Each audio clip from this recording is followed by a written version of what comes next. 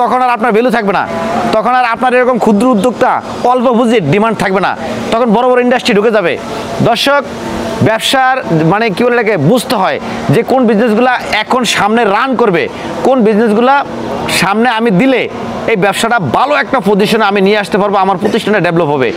শুধু যে পেপার প্লেটের ব্যবসায়ী করতে হবে এরকম না, আপনি খুঁজেন না যে সামনে রান করার সম্ভাবনা আছে কোন বিজনেসগুলো, এইগুলো দেন, দেখবেন লস হবে না। ম্যানুফ্যাকচারিং করেন, ম্যানুফ্যাকচারিংয়ের সাথে মাথার ঘাম জড়িত এবং শরীরের হার্ডওয়ার্কিং পরিশ্রম জড়িত।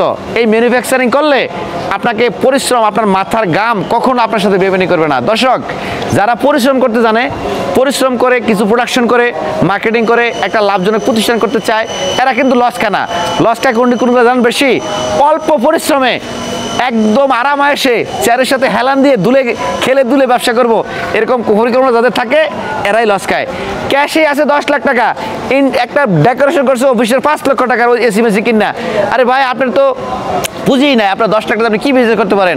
আপনি এই টাকাটা ইনভেস্ট করে মাথার ঘাম পায়ে ফেলিয়ে একটা ম্যানুফ্যাকচারিং লাইন তৈরি করেন না, দেখবেন যে ওই টাকাগুলোর ডিমান্ড থাকবে এবং আপনার ওই পণ্যটা মার্কেটে চলবে, আপনার একটা প্রতিষ্ঠান হবে, এক সময় ম্যানুফ্যাকচারিং লাইন তৈরি হবে, বড় উদ্যোক্তা হতে পারবেন। ছোট ছোট উদ্যোক্তা থেকেই বড় বড় ইন্ডাস্ট্রিয়াল আজকে যারা হয়, আমি নিজেই এক সময় খুব ছোট প্রতিষ্ঠান থেকে আমি আমার শুরু করা এবং আমার মাথার ঘাম পায়ে ফেলে কঠিন পরিশ্রম করে আমি আমার প্রতিষ্ঠানে মেশিন ম্যানুফ্যাকচারিং শুরু করি।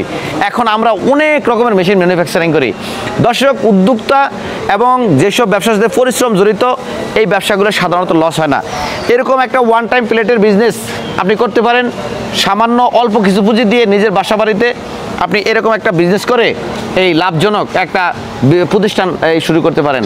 এরকম প্রায় মেশিনারিজের যে হাই টেকনোলজি মেশিনগুলো, single cylinder, double cylinder, one time plate তৈরি করার মেশিন আমরা বিক্রি করি, এগুলো আমরা নিজেরাই ম্যানুফ্যাকচারিং করি।